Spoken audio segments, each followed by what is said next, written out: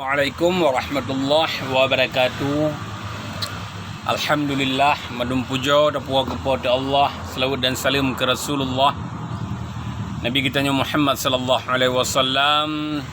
Pun tak kita tak ucap selamat menyambut bulan uro lahir Nabi Muhammad sallallahu alaihi wasallam.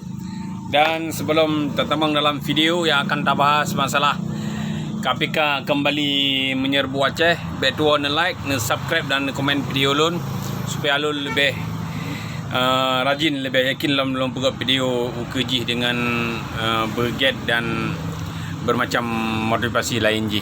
Jadi saudara tuah mandum bangsa Aceh tadi apa lagi tanya mulai baru roh Jumaat bahawa KPK kembali menyerbu pejabat-pejabat yang na di Bumau Aceh, iaitu letak pejabat-pejabat yang kadijuk surat untuk diperiksa kembali oleh KPK, baik itu di eksekutif dan legislatif.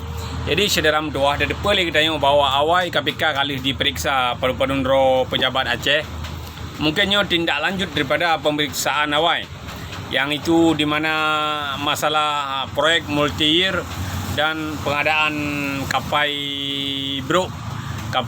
Aceh hebat saudara tuah. Jadi saudara tuah dari awal kan bermasalah multi-year-nya karena kali dipegah oleh DPR bahawa yang akan menimbulkan masalah UK, tapi pihak pemerintah Aceh tetap melanjutkannya.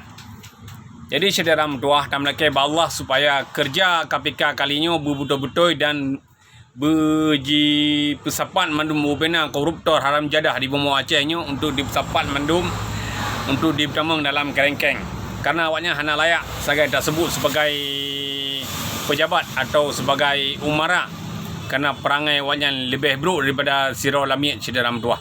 Jadi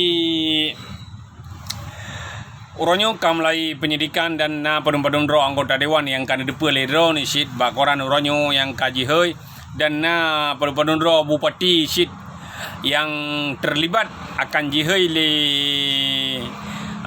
KPK saudara tuah, karena urusannya urusan panjang menyangkut dengan hajat hidup masyarakat Aceh, iaitu Peng Olsus Aceh.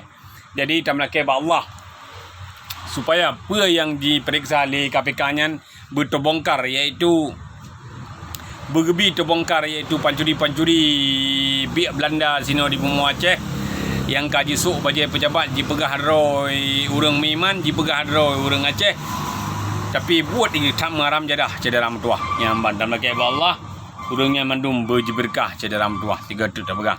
Jadi persoalan jaidah persoalan di Bumau Aceh lewatnya saudara tuah selama dalam jaro Gubernur Nova Iriansyah.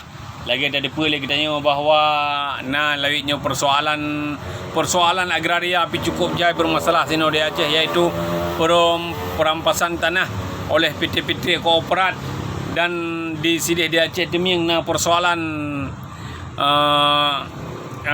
batas tanah yang hanya selesai lom dan masyarakat Aceh yang kaji drop le yatung le polisi Sumut. Jadi jaitan persoalan sino di Bumau Aceh. Jadi pada uronyo lom persoalan 50 dro lebih tenaga kerja lokal Aceh yang jibah oleh PT Sinandilo nga saudara tuah.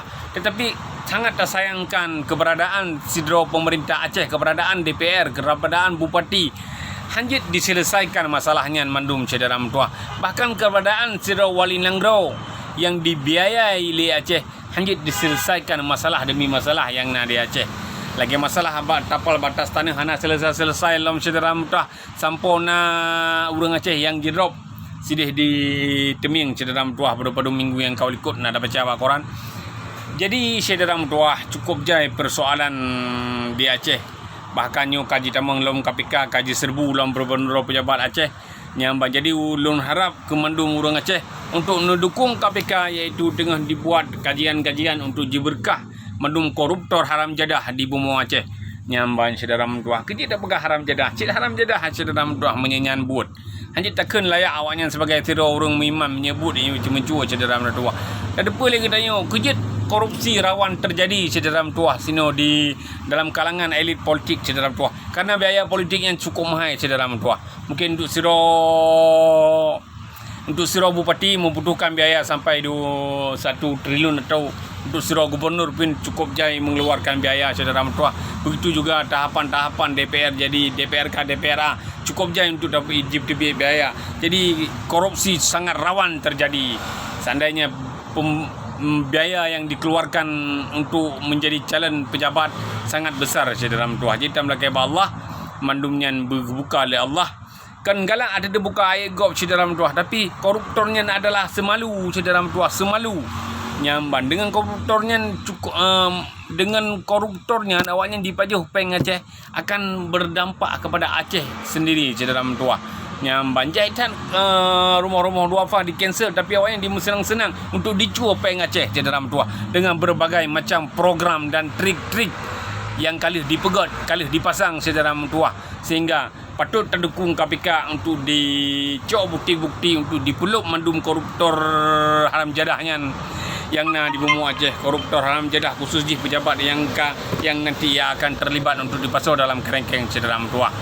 Jadi mentang supaya kita mandum bangsa Aceh atau anak muda Aceh pada mentang drone berada untuk tapi sama-sama dukungan ke KPK supaya KPK menjalankan kerja dengan profesional dan sesuai dengan tupoksi mereka. Sekian dan akhiri wabillahi taufiq wal hidayah.